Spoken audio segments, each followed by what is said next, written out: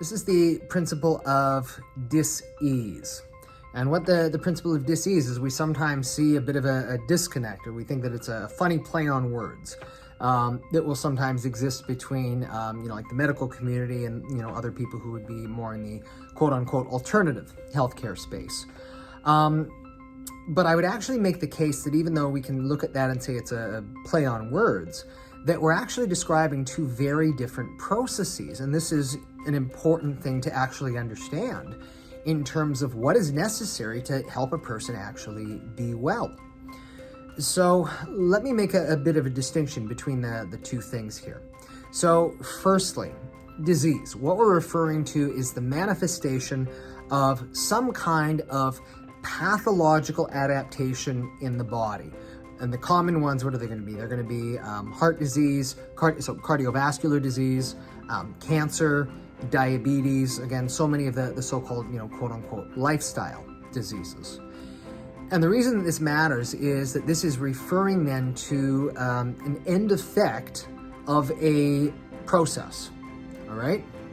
Now, the question is, well, why and how do these things happen? Well, we just called them. We said that by and large, even though there can be genetic, epigenetic, and lifestyle risk factors, absolutely, but they are a consequence of daily action.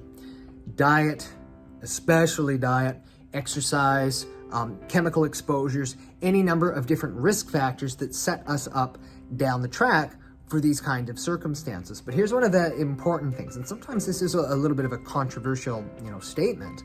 But the point being is that, when we expose ourselves, either intentionally or accidentally, or if we have been exposed to different kinds of substances that are not good for us, it produces certain pathophysiological changes in the body as it adapts to the circumstance of the stress.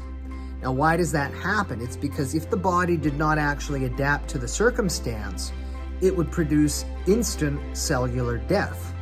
So instead, it starts making changes with the underlying cellular function, but as then those changes start to multiply over months, years, or even decades, they ultimately manifest in terms of what we call a disease process.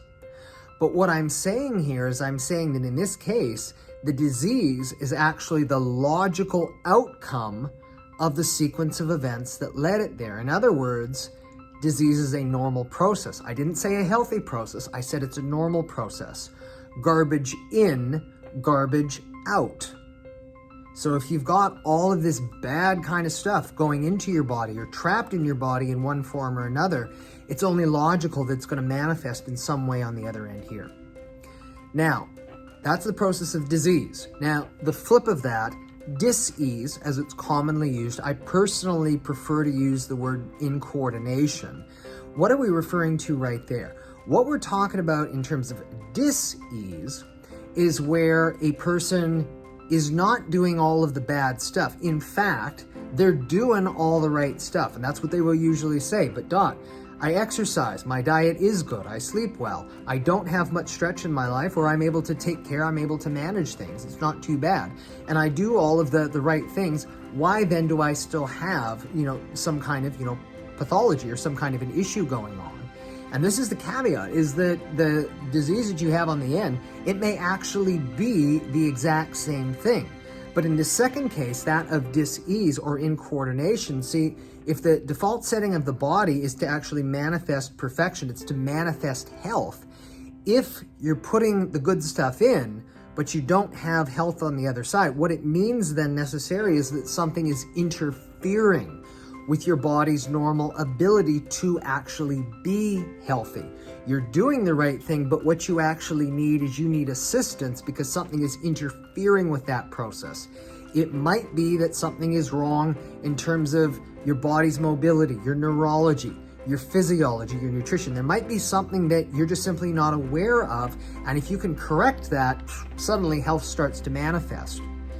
But my point being is, as you might be able to see here, even though you might still be dealing with the same end, whatever it would be, how you got there was actually completely different.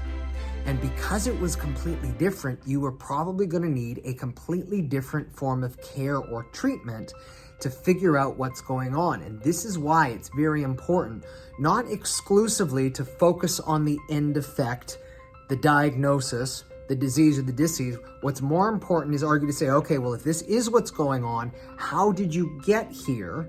And what needs to be done in order to reverse that to get you back into that proper healthy state? Is it that you need to remove the cause of interference, or is it that you need to make certain, lifestyle changes, if of course you can, so that you can actually reverse that process? Because if the disease was quote unquote the natural end product of, unhealthy living, if you start living healthy, and if of course the damage is not yet, too severe, your body can actually undo that. Why? Because it's designed to heal, and it will continue to do so until your last breath. So very important that we understand, again, not just the end effect, but how we got there. Because gold in, we should get gold out. But garbage in is garbage out. Know the difference.